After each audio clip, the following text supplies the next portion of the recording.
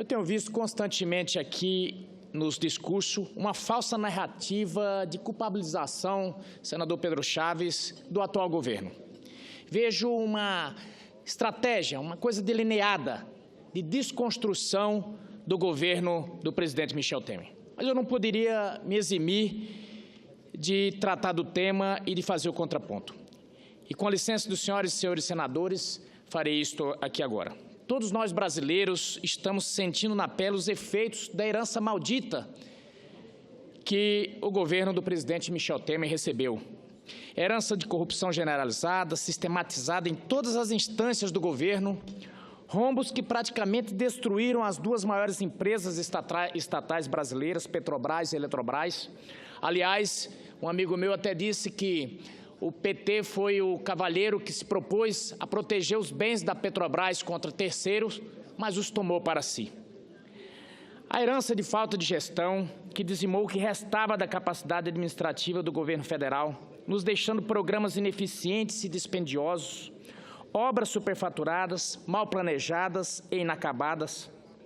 Essa semana, uma matéria do site Sputnik causou indignação geral, ao listar as 10 obras mais estúpidas financiadas com dinheiro público no Brasil.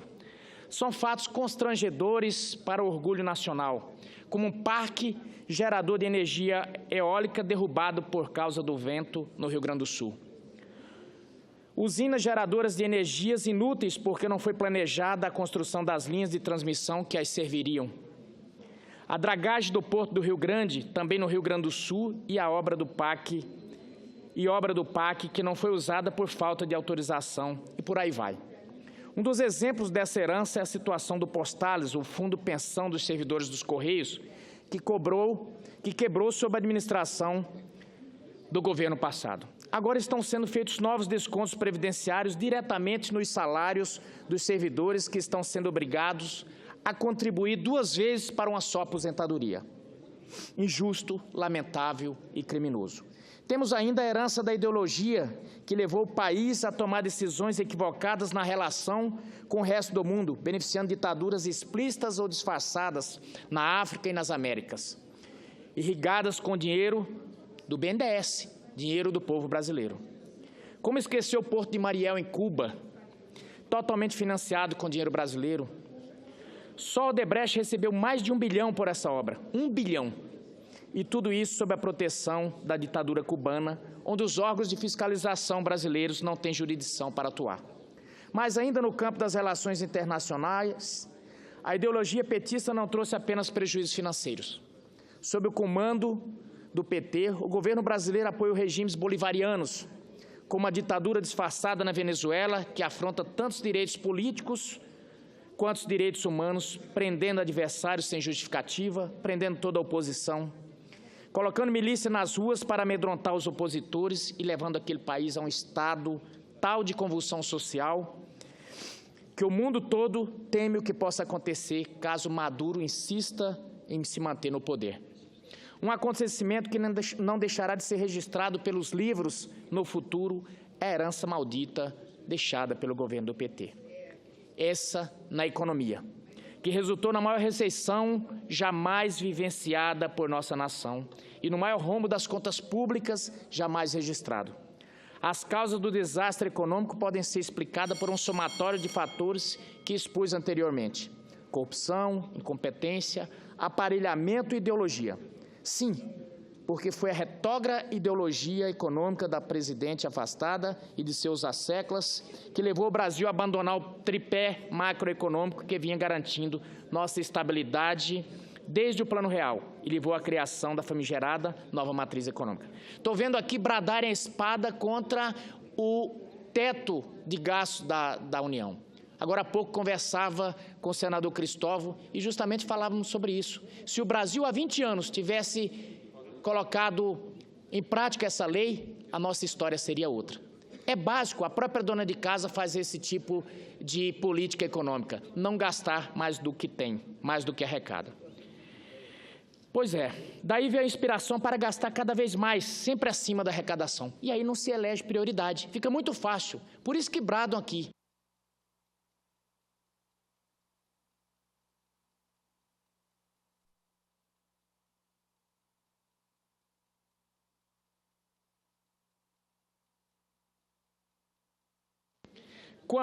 Quando faltou dinheiro, o que se faz? Precisou se maquiar. Veio o recurso das pedaladas fiscais para maquiar os rombos nas contas públicas e enganar a sociedade, com fins puramente eleitorais. Daí veio a inspiração para financiar via BNDES algumas poucas empresas chamadas as campeãs.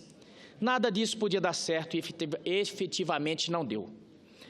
Está aí o exemplo da Oi, uma empresa inventada pelo Partido dos Trabalhadores, construída com dinheiro público e que esta semana anunciou estar prestes a falir e entrou com um pedido de recuperação judicial. 65 bilhões, senador Moca.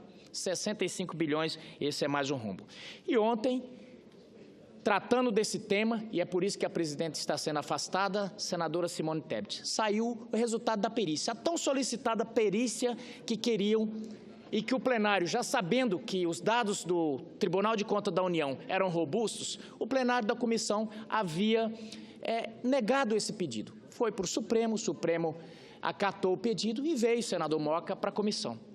Saiu o resultado e saíram comemorando. Eu não sei o quê, porque o resultado da perícia foi o mesmo já constatado pelo TCU. Aí saíram dizendo, olha, a perícia disse que não tinha nada lá da presidente Dilma, não tinha nenhuma assinatura. Não tinha mesmo. Senador Pedro Chaves, quando Vossa Excelência estoura o cartão de crédito e passa do limite, o banco automaticamente, quando Vossa Excelência não paga a conta, o banco lança aquilo como crédito e começa a lhe cobrar a dívida. Foi o que aconteceu com as pedaladas. Os bancos simplesmente acionaram o governo federal e começaram a cobrar. Não existia uma assinatura lá. Concedo uma parte ao senador Moca. Senador Zé Medeiros, eu tive oportunidade de lá na comissão dizer que a base aliada da presidente afastada quis fazer um beija-flor e saiu um morcego, quando eles solicitaram essa auditoria. E eu digo isso por quê? Porque ficou muito claro, né, que os decretos de complementação suplementar, está muito claro, 3 deles, item por item, né, dizendo que houve realmente ali o chamado crime de responsabilidade fiscal. E na questão das pedaladas fiscais, a única coisa que nós nunca dissemos é que teria assinatura da presidente Dilma, até porque todos nós, e eu sou do ramo, sabemos que isso é o Conselho Monetário Nacional, o ministro da Fazenda, que decide isso. Agora, ninguém decide um valor de 160.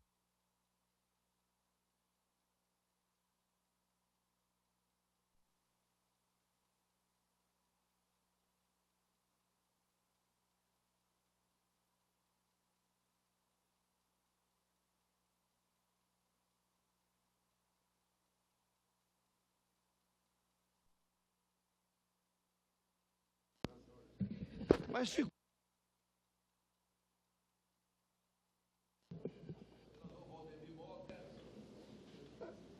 Bom, ficou muito claro, senhor presidente e senador Zé Medeiros, que a única coisa que não ia ter, evidentemente, assinatura, não era isso.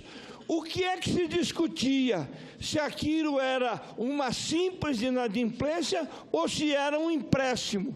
E o que diz a auditoria? Que aquilo foi um empréstimo e ficou comprovado por ele. Então, as nossas duas teses. É a parte que faço a Vossa Excelência. Senadora Simone. Obrigada, senador Zé Medeiros, mas eu aproveito o pronunciamento de Vossa Excelência para, nessa parte, deixar muito claro que pode a defesa da senhora presidente dizer o que quiser sobre a perícia, mas contra fatos não há argumentos. Pode torcer as palavras, interpretar, espremer a perícia como quiser. A perícia foi taxativa. Em relação aos decretos, houve digital da senhora presidente da República. Os decretos, quando da sua edição e depois quando do seu empenho e da sua liquidação, eles descumpriram a meta fiscal vigente, a que vale pela lei orçamentária a vigente, não a que está em plenário para ser votado no Congresso Nacional, e ainda que fosse a meta fiscal, a ser aprovada pelo Congresso Nacional. Neste meio tempo, a senhora presidente empenhou esses decretos e, mais grave do que isso, eles violaram a meta fiscal no que se refere ao superávit primário. De onde quer que se olhe, só aí nós temos 2 bilhões e 300 milhões de prejuízos aos cofres públicos. No que se refere às pedaladas, em mais de 50 bilhões de reais, não teve digital da senhora presidente da República, o que é tão ou mais grave, porque fraude significa exatamente isso. Quem quer fraudar, não fala que vai fraudar, não coloca assinatura nem a digital. Quem frauda quer esconder, e que foi o que o Banco Central fez. O Banco Central não contabilizou nenhuma das pedaladas fiscais, nenhum dos empréstimos com os bancos públicos, nenhuma da operação de crédito apontada pela perícia como operação de crédito, o que é terminantemente proibido pela Lei de Responsabilidade Fiscal, caracterizando crime de responsabilidade. E, por fim, senador Zé Medeiros, é importante que se diga, né, que os prefeitos e governadores são impeachmentados, respondem por crime de responsabilidade também por omissão. Não pode ser diferente com a senhora presidente da República. E podem querer tirar o que for. O que vale também é o conjunto da obra, porque esta é uma casa política, não pode estar dissociada do que vê nas ruas. Foi o rombo de 50 bi, somado aos 2 dos decretos, somado à corrupção na Petrobras, somado às pedaladas 2013 e 14, somada à irresponsabilidade fiscal, somada à falta de responsabilidade com este país, somada ao...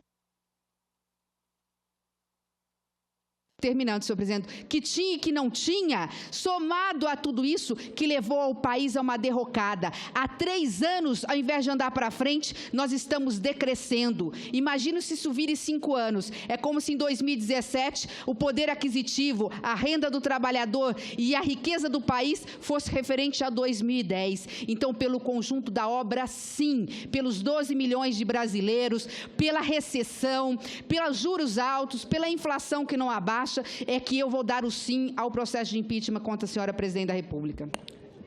Senador Medeiros, é inacreditável os argumentos dos senadores da base governista. Senhor presidente, em relação ao plano safra, as pedaladas, a gente dizia desde o começo, não tem autoria da presidente da República. O plano safra existe desde 1992. É uma legislação, são 4 ministérios que dirigem o plano safra. Começou os trabalhos da comissão. Eu fiz um requerimento para o Banco do Brasil, perguntando se tinha autoria da presidência da República. Sabe o que o Banco do Brasil respondeu? Não há autoria da presidência da República. Agora veio uma perícia, e a perícia respondeu de forma muito clara, seu item número 12, que não há ato da presidente da República. Eu sei que tem senadores aqui que são advogados, respeitados, que nós respeitamos. Eu pergunto, como ter crime sem ato? Não existe crime sem conduta. Isso aí, olha, o relator, senador Anastasia, vai ter que tirar. Essa história da pedalada saiu, está fora. Agora vamos aos decretos. Eram 6 decretos, caíram para 4. Aí veio a perícia, agora são só 3 decretos. Dos 3 decretos, aí tem um item lá que fala o seguinte, porque esses decretos, senador Medeiros, eu não vou me alongar, eles nascem no Ministério ou nascem do Poder Judiciário, passam por um longo processo, vão para a SOF, depois a consultoria jurídica do Ministério do Planejamento diz o seguinte, e o consultor jurídico foi lá como testemunha, tem um parecer assinado de que o decreto não é incompatível com a meta. Depois vai para a Casa Civil, passam por vários órgãos técnicos de assessoramento. Depois chega um pacote desse tamanho, um decreto, são 300 e tantas páginas. E a presidente só assina. Eu pergunto, cadê o dolo? Para ter crime de responsabilidade, tem que ter a intenção. Tem que ter o dolo. Aí, o que é que está na perícia? A perícia diz o seguinte, que, de fato, a SOF, Secretaria do Orçamento Federal, já do governo Temer, respondeu dizendo que não houve nenhum alerta à presidência da República sobre incompatibilidade com a meta. Então, eu pergunto, se não avisaram a presidente,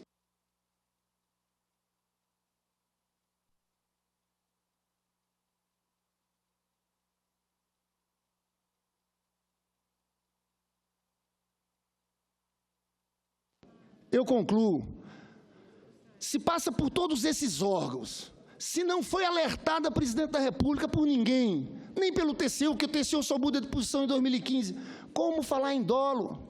Está desmoralizado essa tese de crime de responsabilidade por parte da presidenta Dilma. Agora, senador Medeiros, eu tenho que... Nós estamos lá nessa comissão, estamos praticamente vivendo nessa comissão, às vezes são mais de 12 horas, 14 horas por dia.